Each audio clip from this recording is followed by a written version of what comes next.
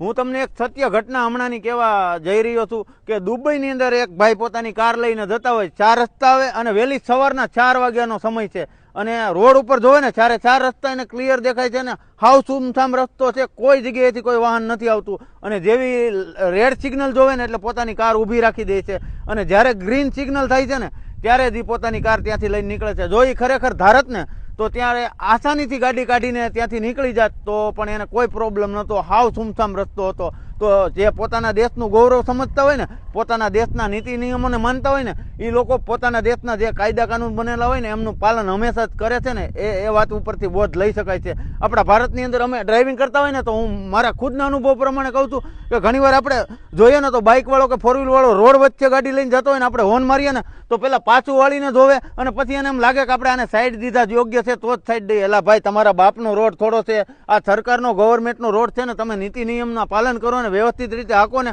હું કામ ને તમે તમારો જીવે જોખમમાં મૂકો છો ને બીજાનો જીવે જોખમમાં મૂકો છો? બોલો દેવભાઈ આગળ હવે. કે તો જો તમે ભારત દેશના નાગરિક છો તો ભારત દેશના ટ્રાફિકના રૂલનું પાલન કરવું એ તમારી નૈતિક ફરજ છે. એમાં તમારી પણ સુરક્ષા છે અને અન્ય લોકોની પણ સુરક્ષા છે. માટે મહેરબાની કરી અને ભારત દેશના ટ્રાફિકના નિયમોનું પાલન કરો.